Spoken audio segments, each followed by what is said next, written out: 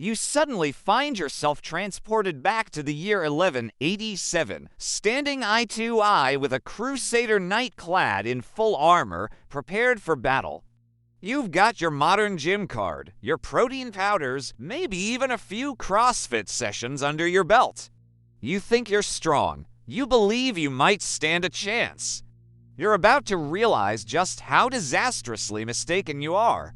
A single Crusader Knight would obliterate you in combat so thoroughly that historians would have trouble finding enough remains to even mention you in records. Let me give you the accurate picture of what a Crusader Knight truly was.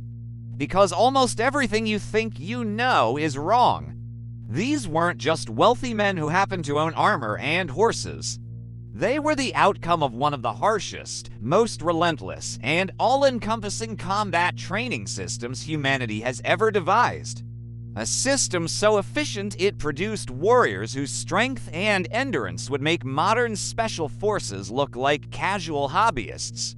And this transformation started when they were just 7 years old. 7. While today's children are figuring out how to tie their shoelaces, medieval pages were beginning a 20-year process of becoming living weapons.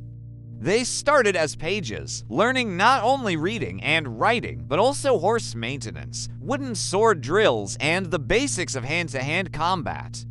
Every day, no weekends, no summer holidays, no excuses for illness. At 14, they graduated to squires, and this is where the intensity skyrocketed.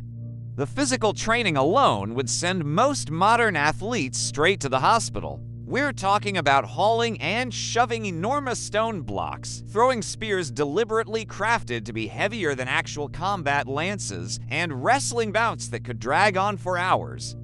They were required to master what were known as the 7 skills of agility, riding, swimming, diving, archery, and other missile weapons, climbing, wrestling, fencing, long jumping, and even dancing.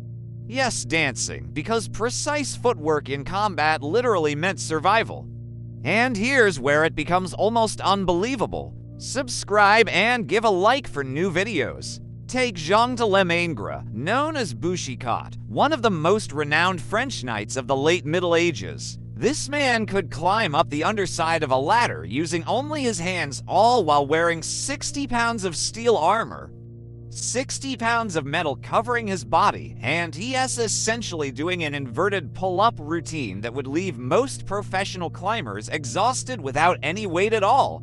Archaeological and historical evidence consistently supports these almost impossible feats. Illustrations depict armored knights vaulting onto horses unassisted. No step stools, no stable hands lifting them up, just raw strength and agility. Studies of medieval fighting techniques have shown that knights had athletic abilities comparable to today's elite soccer players or tennis champions. But unlike modern athletes, they performed while carrying the weight of a small child strapped to their frame. And that armor, nearly everything you've heard about it is wrong. Movies make it look bulky, stiff, and clumsy. The truth is frightening. A full set of tempered steel plate armor weighed between 33 and 55 pounds. And the weight was distributed so evenly across the body that a trained knight could move with surprising agility. They could leap, sprint, roll, and fight in ways that would astonish a modern observer. But this mobility carried a hidden cost, one that proves just how inhumanly conditioned these men were. Biomechanical research shows that wearing medieval armor forced the body to burn 2.3 times more energy when walking and nearly twice as much when running. These warriors fought for hours at a time while burning through energy at nearly double the normal rate. Your treadmill session doesn't even come close. Their weapon training was equally unforgiving. Sword combat wasn't some graceful duel like Hollywood portrays. It was raw, savage, and horrifyingly effective. Forensic studies of medieval battlefields show skeletons marked with multiple gruesome wounds before death. These weren't clean strikes. Medieval fighting was about dismantling your enemy through skill, conditioning, and overwhelming physical dominance. Knights repeated endless drills to perfect swordplay, building the muscle memory needed to strike with absolute lethality. Their training mirrored modern strength programs, emphasizing progressive overload, but with infinitely higher stakes. Get sloppy in the gym and you pull a muscle. Get sloppy in knightly training and you risk your life. Mental preparation was equally vital. Records describe warriors continuing to fight long after sustaining injuries that would immediately incapacitate most people today. The mix of adrenaline, discipline, and sheer willpower created fighters who functioned in a state of controlled fury modern sports barely imitate. And when they charged into battle, they weren't lone warriors, they were pieces of a precision-engineered machine of destruction. A cavalry charge was simple physics turned into a weapon. Mass plus acceleration equaled unstoppable force. A knight in full armor on a warhorse, lance tucked, hitting 20 miles per hour, generated enough impact to smash through shield walls and scatter formations like toys. Muslim chroniclers of the Crusades described the terrifying unity of Frankish knights charging in unison. These weren't reckless charges. They were meticulously coordinated attacks, knights riding knee to knee, forming an unstoppable wedge of steel, flesh, and muscle that shattered morale before the first impact.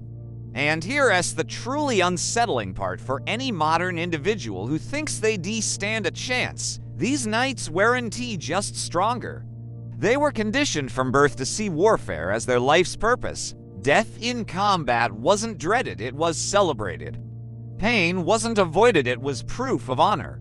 You, with your modern mindset built around safety and comfort, would be broken mentally before a sword even touched you.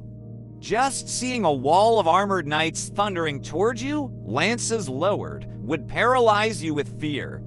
Contemporary chronicles describe seasoned fighters freezing in terror at that sight. What chance would you have? Now consider the weapons themselves. That sword at a knight's side wasn't just a sharp piece of steel. It was a perfectly balanced killing tool, honed over centuries to maximize destruction with minimal effort. They weren't heavy, clumsy props. Most longswords weighed only 2 to 4 pounds. But in the hands of a knight, they moved as though extensions of his own body. Techniques included cutting, thrusting, grappling, and striking with the pommel in seamless combinations that martial artists today spend entire careers trying to replicate. Knights drilled these techniques until they became instinct, muscle memory so ingrained they could kill effectively while exhausted, wounded, or even blind, and swords were only one weapon. They mastered lances for mounted strikes, maces for crushing armor, daggers for finishing at close range, and crossbows for ranged battle. Where you might binge a few YouTube tutorials, they devoted to decades to mastering each tool of war.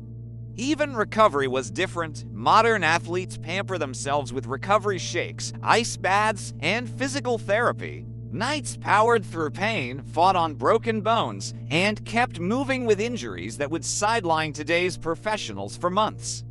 This wasn't just courage, it was conditioning. They were trained to perform at full capacity no matter the damage. Your supplements and training programs don't matter in this comparison. Against a knight who spent 20 years preparing for one task, killing you'd be utterly outclassed. Even their reflexes were faster, sharpened through endless combat. They could read movement, anticipate blows, and counter faster than you could react. And even if by miracle you struck a hit, the armor would simply deflect it. That armor wasn't only defense, it was psychological warfare. The sound of your strike bouncing uselessly off steel while a knight advanced would be the last thing you registered. The historical record is chillingly clear. Bones from medieval battlefields show clean, efficient, surgical strikes delivered by warriors who treated combat as both science and art. And here's the kicker: Crusader Knights weren't even the peak. They're just the ones most documented. Other orders across Europe, Templars, Hospitallers, Teutonic Knights, were bred through equally brutal systems. So, next time you're feeling proud of your gym results, remember this. A 12-year-old squire already had the training to defeat most modern adults. A fully trained Crusader Knight represented the ultimate product of humanity's deadliest warrior culture. You wouldn't last seconds against one. Not because you're weak, but because they were forged to be something far beyond what we now consider humanly possible. The difference between medieval knights and modern civilians isn't just wide, it's astronomical. We've gained technology, medicine, and comfort, but we've lost the raw physical and mental capacity they embodied. Crusader Knights represent what humans become when survival depends entirely on the mastery of violence. So next time you think today's people are tougher than our ancestors, think of the Crusader Knight. And be thankful you'll never have to prove it in person.